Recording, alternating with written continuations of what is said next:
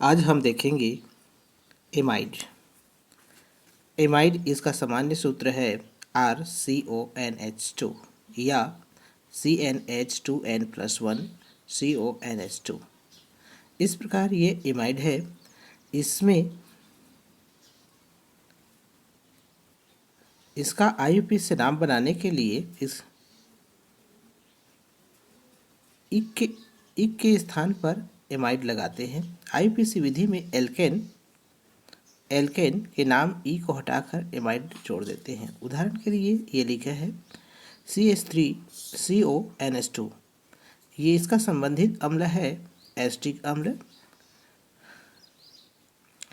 ये है संबंधित एल्केन एथेन, 2 कार्बन है एथेन, और इसका IUPAC नाम होगा एथेनामाइड। 2 कार्बन है एथेनामाइड।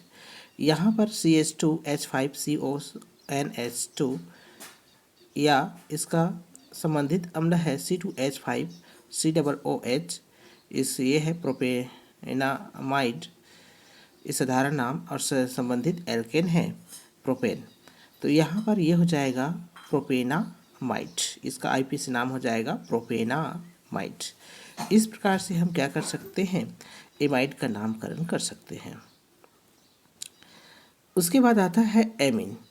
एमीन ये अमोनिया के व्युत्पन्न है तथा अमोनिया से 1, 2 या 3 हाइड्रोजन परमाणुओं के स्थान पर एल्किल मूलक R जोड़ने से बनते हैं। प्राथमिक एमीन जैसे यहाँ पर है इको RNH2 या CnH2n+1NH2 द्वारा प्रदर्शित करते हैं। क्रियात्मक समूह NH2 होता है। तो ये है इसका नाम एमाइड का CH3NH2। यह है मेथिल एमीन, साधारण नाम, और इसका IUPAC है एमिनो मेथेन।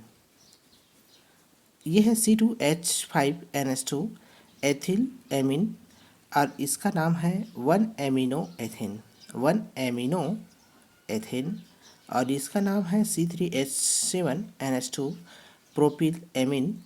इसका है 1-एमिनो प्रोपेन। इस प्रकार से हम क्या कर सकते हैं, साधारण एमीन का नाम कर सकते हैं। उसके बाद आता है द्वितीयक एमीन। द्वितीयक एमीन इसको CnH2n+1 2NH इस प्रकार से लिखते हैं, या R2NH द्वारा प्रदर्शित करते हैं। क्रियात्मक समूह NH है। उदाहरण के लिए CH3 डाई मेथिल एमीन, साधारण नाम डाई मेथिल एमीन, और इसका यह N मेथिल मेथेनामिन या N मेथिल मेथेनामिन। उसी प्रकार तृतीयक एमीन है टेरिटरी एमीन। इसमें 3 होता है CnH2n+1 2 या R3N होता है। क्रियात्मक समूह ट्रिपल बॉन्ड होता है। क्रियात्मक समूह ट्रिपल बॉन्ड N होता है। उदाहरण के लिए यह है CH3 2 ट्राईमेथिल एमीन, साधारण नाम ट्राईमेथिल एमीन, और ये है NN डाईमेथिल मेथानामिन। इस प्रकार से इसका नामकरण कर सकते हैं। उसके बाद आता है नाइट्रोपैराफिन या नाइट्रोएल्केन। नाइट्रोपैराफिन या नाइट्रोएल्केन इसका सामान्य सूत्र है RN first bond O second bond O। इस प्रकार से क्रियात्मक समूह NO2 है।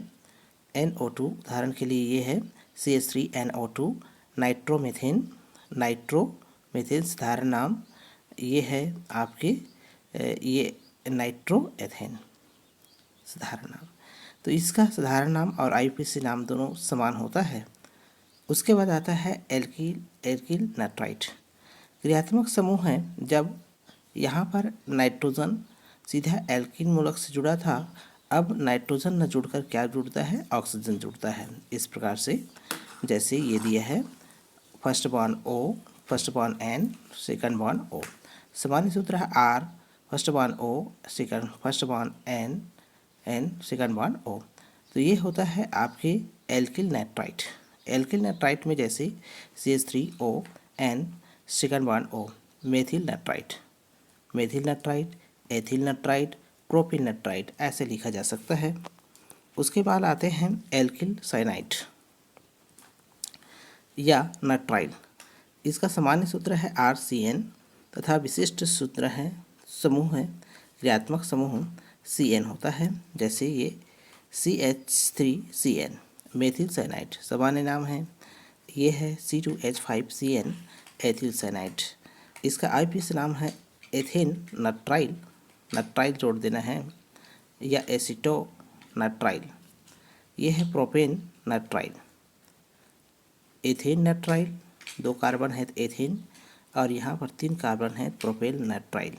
तो इस प्रकार प्रोपियोनो नाइट्राइल, इस प्रकार से यहाँ पर इसका नामकरण हो जाता है। 15वां नंबर पर आता है एल्किल आइसोसाइनाइड्स, ये आइसोनाइट्राइल या कार्बिन एमीन।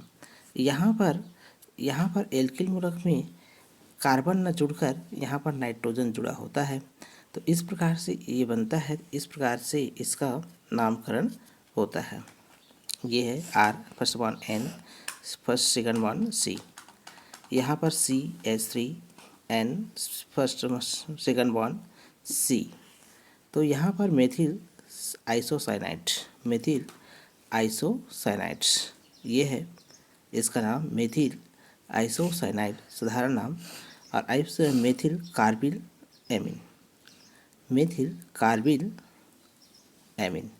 एथिल से जुड़ा है एथिल कार्बिन एमीन, प्रोपिल से जुड़ा है प्रोपिल कार्बिन एमीन। इस प्रकार से इसका क्या होता है, नामकरण होता है। तो इस प्रकार से हम 15 तत्वों का नामकरण देख लिए। अब आते हैं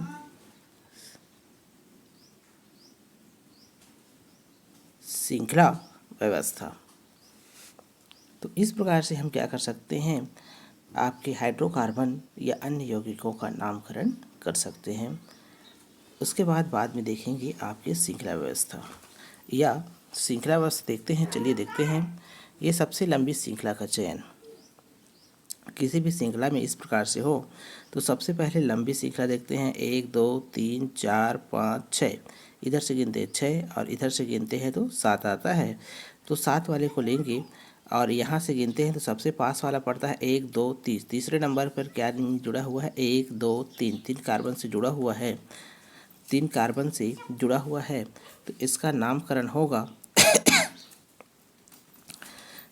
इसका नामकरण होगा, ये है सही 6 कार्बन 2 प्रतिस्थापित समूह है। तो इसका नामकरण होगा